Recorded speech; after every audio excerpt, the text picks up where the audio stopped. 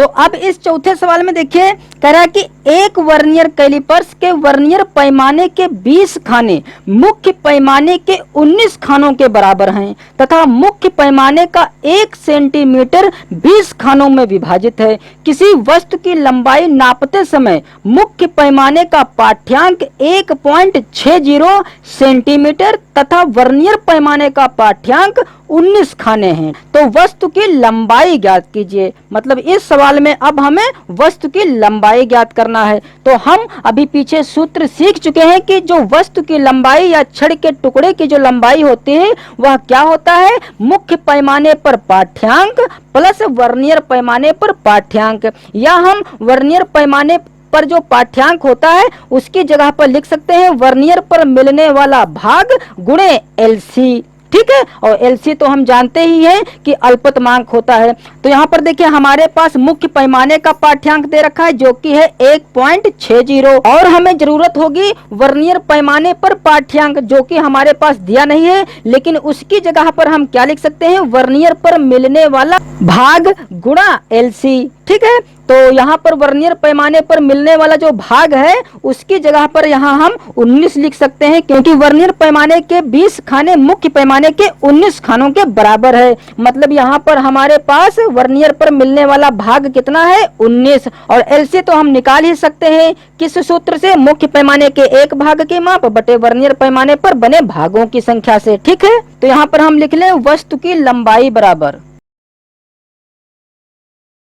तो वस्तु की लंबाई क्या होती है, मुख्य पैमाने पर पाठ्यांक।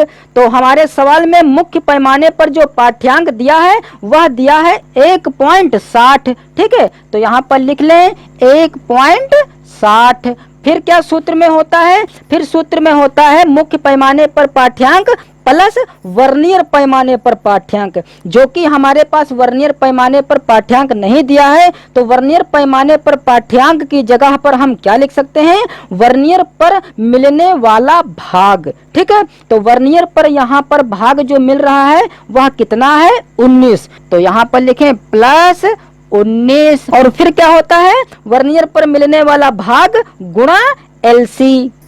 तो यहाँ पर गुणे एलसी लिख सकते हैं। ठीक है, अब एलसी तो हम ज्ञात ही कर सकते हैं, तो यहाँ पर लिख दें पहले 1.60 और प्लस 19 गुणा। अब एलसी हम जानते हैं कि एलसी किस प्रकार से ज्ञात होगा, क्योंकि एलसी ज्ञात करने का सूत्र क्या होता है, मुख्य पैमाने के एक भाग की माप। तो चूंकि यहाँ पर जो माप दी है वह सेंटीमीटर में है। ठीक है, और जो हमारे पास पैमाना है उस पैमाने में कुल कितने भाग हैं, 20 भाग हैं। ठीक है, तो एक भाग की माप पता करने के लिए हम क्या करेंगे, 1/20 लिखेंगे। ठीक है, क्योंकि कुल भाग 20 हैं, तो 1/20।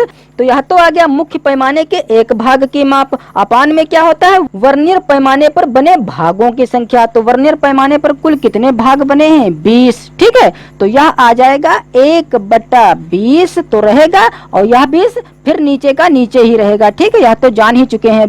तो यहाँ पर लिख दें 1/20 गुणा 20।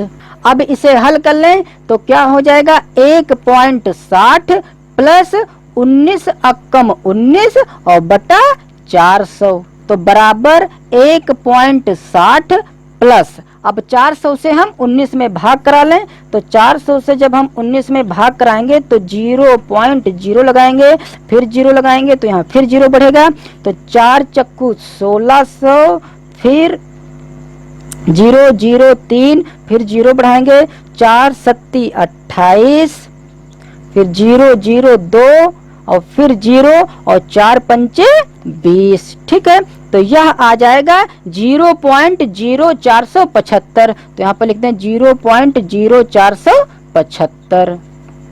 अब चूंकि हमें इनको जोड़ना है तो इसे जोड़ लें, क्या हो जाएगा, 1.60 में हमें 0.0475 जोड़ना है, मतलब 0.0475 जोड़ना है। ठीक है, तो यह क्या हो जाएगा, यहाँ पर 2 अंक के बाद ऊपर कोई अंक नहीं है तो हम 0 0 बढ़ा सकते हैं, तो 5 7 4 6.1, तो यह आ जाएगा 1.6475। तो यहाँ पर वही चीज लिख दें। ठीक है, तो यह माप आएगी सेंटीमीटर में, तो यहाँ पर लिख दें सेंटीमीटर, और यही हो जाएगा हमारा आंसर।